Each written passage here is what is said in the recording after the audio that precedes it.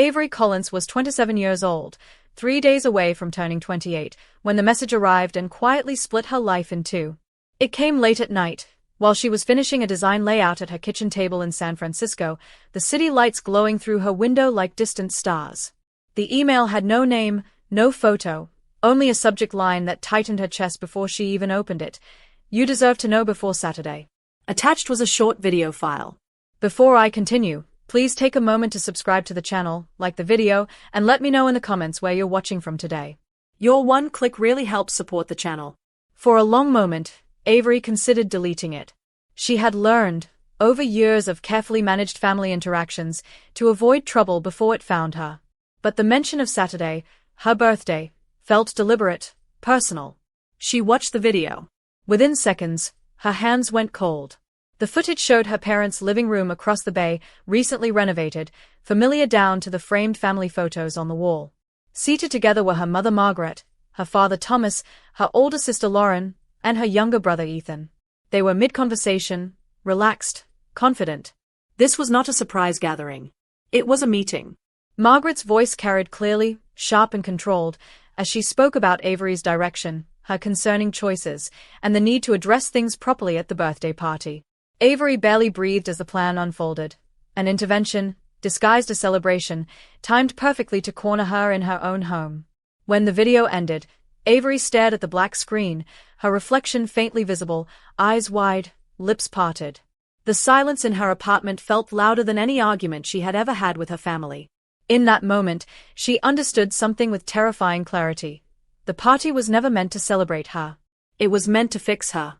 Avery had always known her family was complicated, but like many people raised inside quiet control, she had mistaken structure for care. Margaret Collins ruled the household with precision and polish, managing her family the way other women ran corporations. Nothing happened without her approval. Disagreement was met not with shouting, but with disappointment so carefully delivered it left bruises no one else could see. Thomas Collins, a financial analyst by trade, had built a life around avoiding conflict. He loved his children, but love, in his case, often looked like silence. Lauren, 3 years older, fit perfectly into Margaret's vision. Corporate lawyer, polished husband, carefully timed children. She wore success like armor and looked at Avery with something between pity and irritation. Ethan, the youngest, had once felt like Avery's ally. He joked, shared music with her, listened when no one else did. But over time, he drifted closer to their mother, trading loyalty for approval. Only one person in the family ever seemed to truly see Avery, her uncle Samuel Collins, her father's older brother. Samuel lived lightly, traveled constantly, and earned quiet disapproval wherever he went. He asked Avery real questions. He listened to her answers. That alone made him dangerous in Margaret's eyes. Growing up, Avery learned to shrink herself. When she succeeded, the praise came with comparison. When she struggled, the concern came with correction. Birthdays were performances, never celebrations, moments when Margaret refined, adjusted, improved.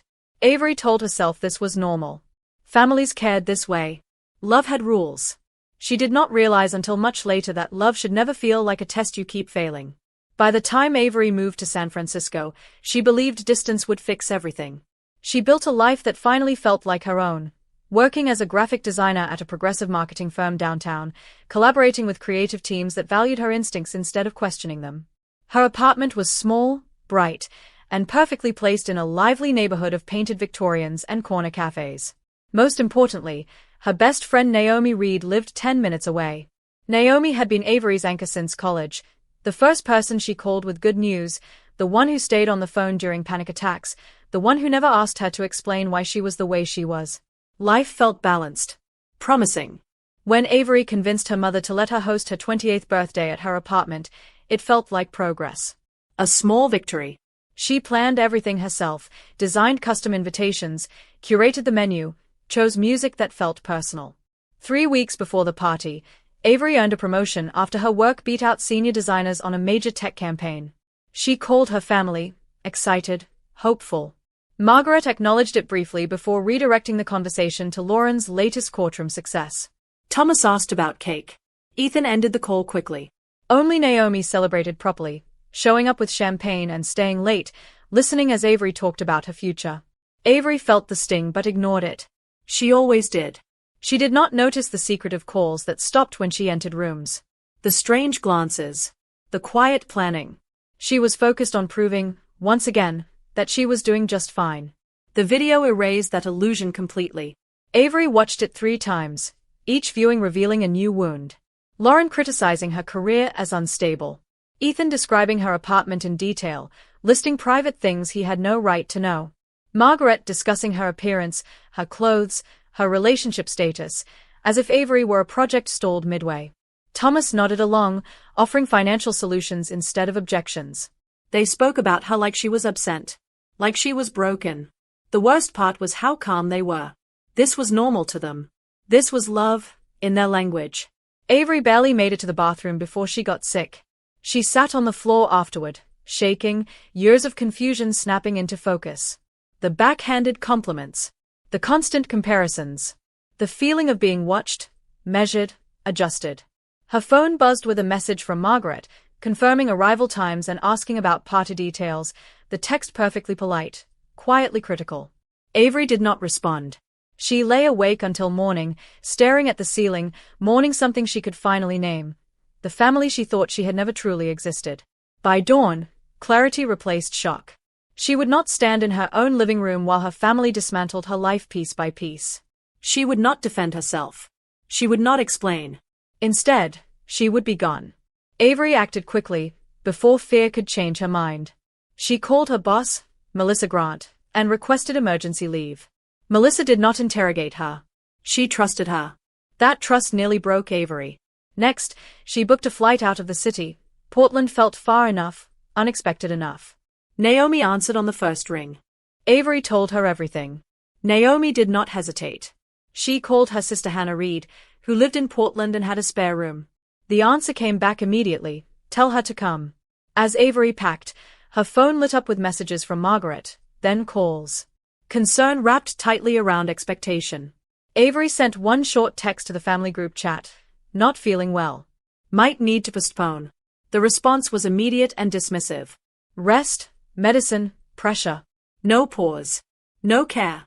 Avery silenced her phone and focused on breathing. When the Uber pulled away from her building, she looked back at the apartment she had prepared for a celebration that was never meant to honor her. Terror and relief tangled in her chest. For the first time in her life, she was not choosing peace at the expense of herself. She was choosing herself, fully, finally, without asking permission. The flight to Portland passed in a blur. Avery barely noticed the safety announcements or the shifting clouds outside her window. Her thoughts stayed anchored to what she had left behind. Her phone buzzing endlessly before she turned it off, the certainty that her family would soon arrive at her empty apartment. The woman seated beside her, an older stranger with kind eyes, mistook Avery's tension for fear of flying and offered reassurance. Avery accepted it silently, grateful for the simplicity of compassion without questions. When the plane landed, Hannah Reed was waiting at the gate, tall and relaxed, holding a cardboard sign that read Birthday Escape Artist. She hugged Avery without hesitation.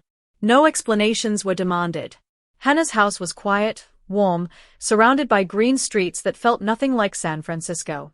That night, Avery slept in an unfamiliar room, listening to rain tap gently against the window. She checked her phone once before turning it off again. Dozens of missed calls, unread messages. She did not open them. Distance, she realized, was not avoidance. It was protection.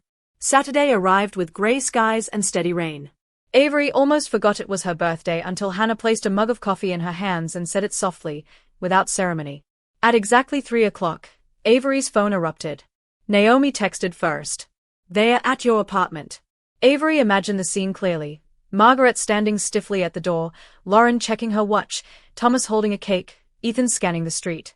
Confusion would come first. Then irritation. Then panic. By evening, the tone of the messages shifted. Margaret created a group chat titled "Where is Avery?" Thomas begged for reassurance. Lauren accused. Ethan went silent.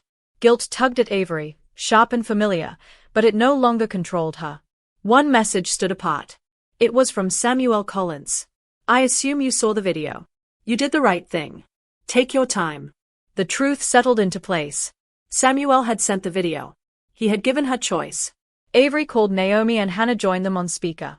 Together, they agreed Avery would speak to her family, but not yet, and not in person. This time, Avery would set the terms. The confrontation happened the next day over video call. Naomi sat just out of frame, present but unobtrusive. Margaret answered immediately, relief hardening into anger within seconds. Questions flew. Where are you? How could you do this? Do you know what you put us through? Avery did not rush. She spoke slowly, clearly. She named the intervention. The gifts. The conversations held behind her back. The silence on the other end was brief but telling. Margaret denied intent. Lauren dismissed emotion. Thomas looked down. Ethan flushed. Avery did not argue. She did not defend her career or her life. She stated one truth. What they planned was controlling and humiliating, and she would not accept it. When Margaret suggested Avery was overreacting, something old and heavy loosened inside her. Avery set boundaries calmly: space, respect, acknowledgement. This was not punishment. It was necessity. When the conversation circled back into familiar patterns, Avery ended the call. Her hands shook afterward, but her voice had not. The days that followed were quiet and difficult. Avery maintained distance. Messages continued, shifting between concern and pressure, but she did not engage. Instead, she settled into small routines, working remotely, walking Hannah's neighborhood, letting her nervous system slow down. Naomi checked in daily, never pushing. A week later, Avery met Dr. Evelyn Hart, a therapist recommended by Naomi. The sessions were grounding, not dramatic. Dr. Hart named the family dynamic plainly and without judgment. Boundaries were discussed not as rebellion, but as self-respect. Avery listened more than she spoke. Meanwhile, Melissa Grant offered permanent remote work without hesitation. Trust replaced scrutiny. That contrast stayed with Avery. Slowly, the fog lifted. She wasn't broken. She never had been. The first crack in the family wall came from Ethan. His message was short and unpolished, without excuses. He admitted crossing lines. He apologized without conditions. Avery didn't respond immediately, but she saved it. Thomas followed weeks later with a quiet call, alone this time. He admitted fear, passivity, regret. He did not ask Avery to come home. He told her he was proud of her. That mattered. Not everything healed. Margaret and Lauren rejected accountability entirely. Avery accepted that reality without chasing it. By the time summer arrived, Avery had sublet her own apartment in Portland, decorated it freely, and resumed creating art without apology. Her life did not collapse after setting boundaries. It expanded. The family she stepped away from remained complicated. But the life she stepped into was honest, and that changed everything. Portland slowly stopped feeling temporary. Avery's new apartment sat in a converted yellow Victorian, its wooden floors worn smooth by decades of quiet lives. She filled it with color, art she loved, plants in every window, furniture chosen for comfort instead of approval. Her work flourished in the absence of constant judgment. Melissa expanded Avery's role, trusting her with a small creative team and larger campaigns. Recognition arrived without conditions. In the evenings, Avery joined a local art collective, where no one asked her to justify her ambition or explain her past. She spoke when she wanted, listened when she needed, and let herself exist without being evaluated. Therapy with Dr. Evelyn Hart continued weekly, focusing less on crisis and more on rebuilding confidence. Avery learned how deeply she had been trained to anticipate criticism. Unlearning that habit was slow, but measurable. Peace, she realized, was not dramatic. It was steady. Family contact resumed cautiously and unevenly. Ethan visited once, bringing boxes of belongings Avery had left behind. He spoke honestly about how her departure had exposed patterns he could no longer ignore. He had accepted a job in Seattle, creating distance of his own. Their relationship was careful but real. Thomas called monthly. Sometimes he spoke about therapy. Sometimes he simply listened. The effort mattered. Samuel remained constant, checking in, visiting when work allowed, never pressuring Avery to reconcile. Margaret and Lauren stayed distant, sending messages around holidays that implied resolution without accountability. Avery did not chase closure. She had learned that silence could be information. Acceptance, she discovered, did not require agreement. As autumn arrived, Avery began dating again, not urgently, not as proof of anything. She allowed connections to develop naturally, without performing stability or success. When conversations turned toward family, she spoke plainly and without apology. No one tried to fix her. That alone felt revolutionary.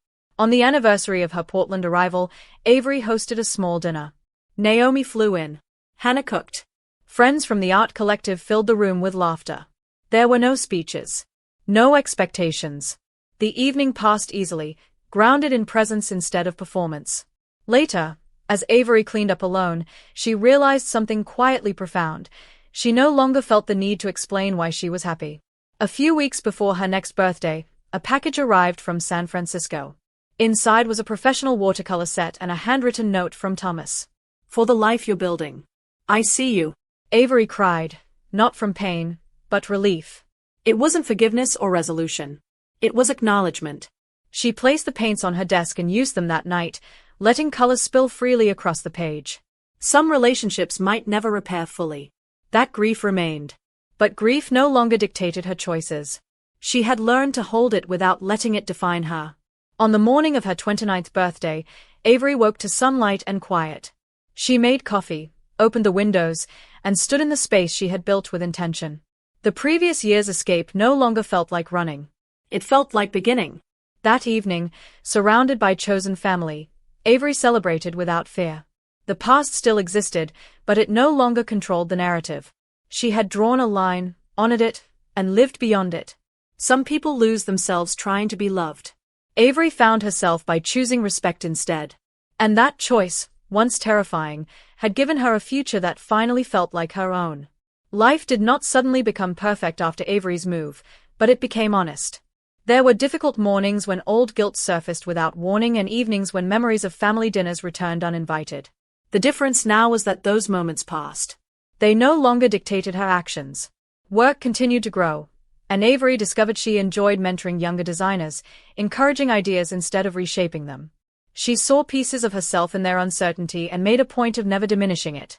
Outside of work, her art deepened. The paintings became less restrained, more expressive. People began asking about the emotions behind them, and Avery answered simply, without rehearsed explanations. She was no longer trying to translate herself into something easier for others to accept. The family dynamic continued to shift in uneven ways. Ethan kept his word, staying present without pressure. Thomas showed up imperfectly but sincerely, sometimes stumbling over emotions he had avoided his entire life. Margaret and Lauren remained distant, their messages polite but hollow, framed as concern rather than responsibility. Avery stopped waiting for them to change. The waiting itself had been a quiet form of self-denial. Samuel, ever steady, reminded her that some relationships only survive when expectations are released. That truth settled gently over time, freeing Avery from the urge to fix what was never hers to repair. One rainy afternoon, Avery returned to San Francisco for a work meeting. The city felt familiar but smaller, like a place she had already outgrown. She passed her old apartment building without stopping. There was no anger, no longing, only recognition. That chapter had closed exactly when it needed to. Back in Portland that evening, she unpacked her suitcase and felt relief rather than displacement. Home was no longer tied to history or obligation. It was something she had chosen. As months passed, Avery noticed how differently she moved through the world. She spoke with less hesitation. She laughed more easily. She no longer filtered her success to make it more palatable. When challenges arose, she met them directly instead of assuming fault. The internal noise that once dominated her thoughts softened. It didn't disappear, but it lost its authority. Healing, she learned, wasn't dramatic. It was cumulative, built quietly through repeated acts of self-respect. On the evening of her 29th birthday, Avery stood in her kitchen surrounded by friends who knew her story and loved her without conditions. Naomi raised a glass, not to survival, but to growth. Hannah smiled from across the room. The laughter felt unforced, the joy unmeasured. There were no hidden motives, no lessons disguised as gifts. Just presence. Just warmth. Avery felt something settle inside her, not relief, not triumph, but belonging. Later that night, after the guests had gone and the dishes were stacked in the sink, Avery sat alone on her couch, lights low, city quiet beyond the windows. She thought about the woman she had been a year earlier, afraid, accommodating, constantly adjusting herself to fit someone else's vision. She did not judge that version of herself. She thanked her. Then she looked forward, not with certainty, but with trust, life would continue to be complicated. Some relationships might remain fractured. But Avery knew this much: she would never again abandon herself to keep the peace. And that decision, made once, then on a daily, had changed everything. Thank you for staying with this story until the end. Sometimes the hardest thing to accept is that walking away doesn't mean you failed, it means you chose yourself. If this story resonated with you, let me know in the comments where you're watching from. And if you've ever had to protect your peace, even when it was painful, you're not alone. Don't forget to like the video, subscribe to the channel, and share this story with someone who might need the reminder.